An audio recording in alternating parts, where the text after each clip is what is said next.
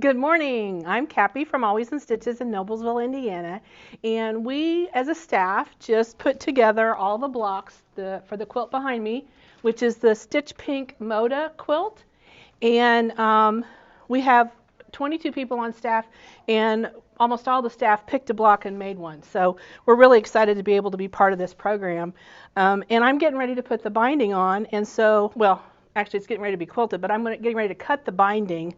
And I wanted to show you guys how I cut bias binding.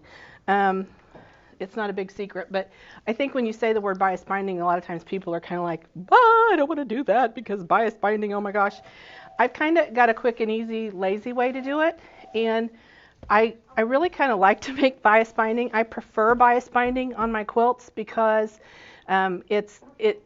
when you sew on a bias binding, you'll appreciate the give that kind of comes with it because it has a stretch because of the bias. So when you put it around the quilt, it just lays really nice and smooth.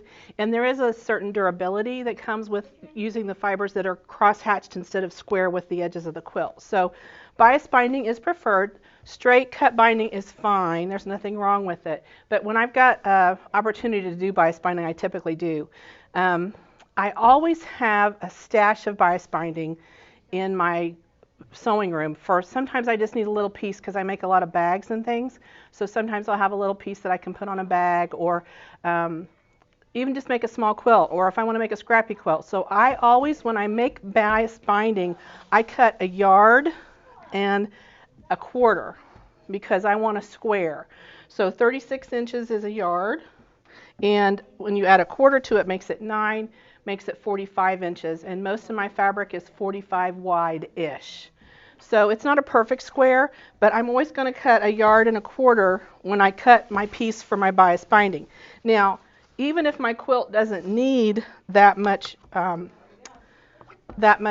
binding, I'm okay if I have leftover binding because I will find a purpose to use that binding for something. So I'm always going to cut what basically turns into a 45-inch square when I open it up.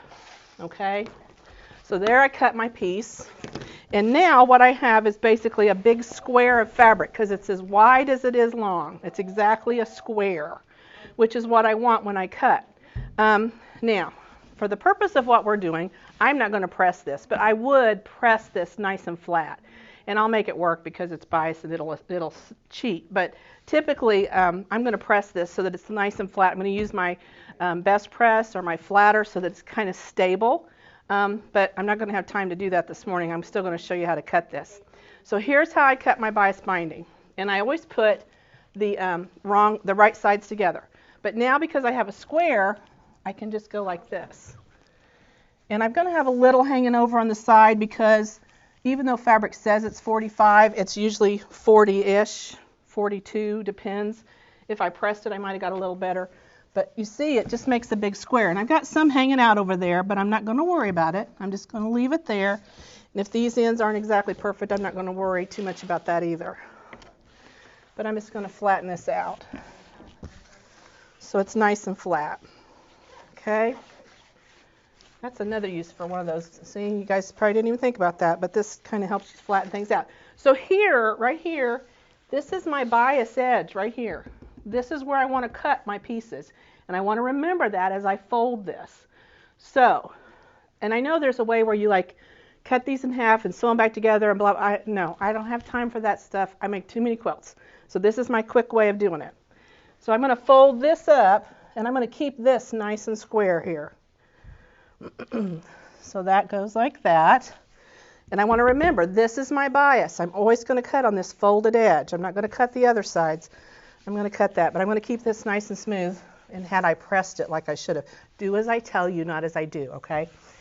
And I'm going to fold this again. And I've retained, this is my bias, okay? And this is nice and flat inside here. Now I've got a manageable piece I can cut. So I'm going to come over here with my blade that is nice and sharp because I have several layers here, okay? And I want a really, really sharp blade. So that's super important. And what I do is I cut off the first 1/2 inch or so to get my square edge. Walking my hands up. See, I walked them up like a little spider. That way I don't cut my fingers off. I want to start with 10 and end with 10 when I'm done. Okay, so now I want a 2.5 inch width, and I'm just going to cut across here all my 2.5 inch width, or 2 inch, or 1 1/4, whatever you like your bias binding size to be. I like a 2.5 inch binding because I want to be able to sew it on, turn it, and flip it, and have plenty of space and not have to worry about the thickness of stuff. I'm typically using a batting, a backing, a top. The layers are thick. I like to have a nice smooth curve. So, all right, so I'm going to measure 2.5 inches from this edge, and my line's right on my 2.5, and I'm going to cut. And I'm just walking my hand. That way my ruler doesn't move and my fingers stay on my hand. Okay, so now I have a 2.5 inch strip of bias binding. Now it's big, honking long, and I have my angles on the end. Now it's got the salvage on there, but it still gives me the direction that my angle needs to go for that 45-degree angle. So I can just wonk this off piece after piece of bias binding. There we go. There's another chunk. And I will cut this entire piece into bias binding so that I have, oh, there, I skipped it, moved. There we go, we're good. I didn't walk my hand, see what happened? I got a little glip there, but it'll be okay. We'll make it work. So here we go again. And see, what happened is I kind of fudged there a little bit. So I'm going to just trim that off to get a nice straight edge again. So I'm just going to take off about 1/4 inch just to square that up so that I don't have problems. There we go. Okay. So now we go another 2.5 inch. And another thing I do sometimes, because I get confused or forget, I'll put a little piece of tape right here where my 2.5 inch edge is, so I always be sure I cut 2.5, especially if I'm going to cut several, because it's easy to go, okay, wait, and then I'm at 3.5. Ask me how I know how that happens. Believe me, I've done it. There's a piece. So I'm going to cut all this across, and I'm going to cut this entire yard and 1/4 of fabric into bias binding. And I'm going to sew it all together, which doesn't take nearly as long, to my thinking, it doesn't take nearly as long to sew these ends together as it does for me to figure out the triangle, sew the triangle together, draw the line, cut that in half. My brain can't handle that. This works for me. And you can give me all kinds of reasons why maybe it's not as accurate, but I've done a lot of quilts with binding like this. Now I'm going to get to the end here where they're going to be pretty small pieces, and I'm not going to want to mess with that seam. So what I do is put these in my scrap box, and they make great half square triangles. So I'll probably stop right about here. And I have these 2 pieces left that are basically half square triangles, and I can use those in another quilt or something. But you'll see the pieces I have here are fairly long. So if I'm doing like the side of a placemat or a table runner or something, this is enough.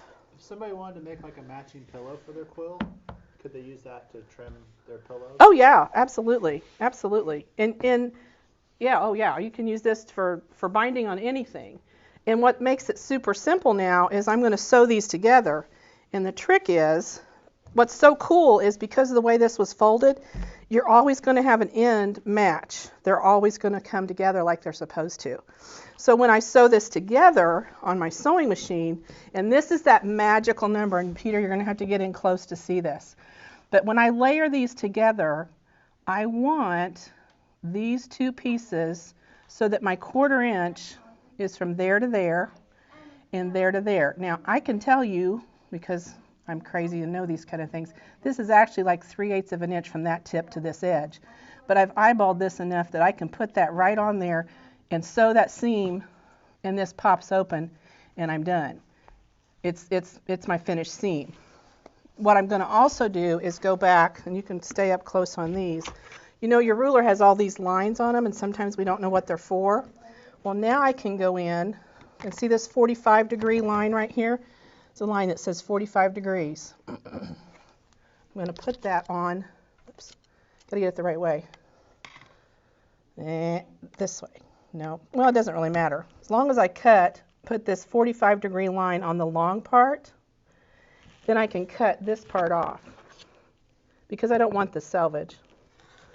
Chop that off. Now I've got another 45-degree angle. And sometimes when you cut the ends, you'll have, see, there's another one. There's another one. I don't want the salvage. So I'm going to put my 45-degree angle on here, and I'm going to cut that piece off so I get the angle that I need to sew all my ends together. So I'll go back and I'll trim these up.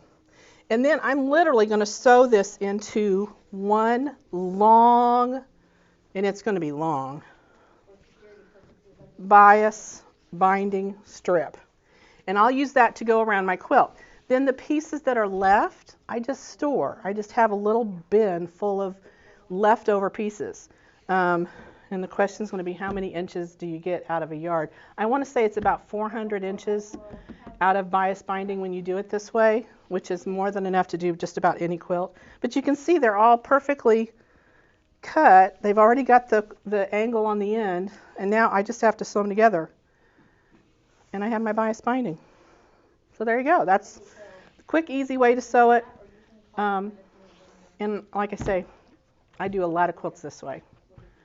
So I hope that's helpful, and I hope you want to buy this quilt kit because it's really cool. It helps breast cancer. It's for Breast Cancer Awareness Month for October, and we're going to have it finished and quilted and bound and all done and displayed in our store pretty soon, and you guys are going to be able to buy kits. So thanks for watching. We hope this helped you a little bit with making your bias binding. If you have questions, give us a call, 317-776-4227, or our website is www.alwaysinstitches1, where we're your #1 shop.com. Thanks.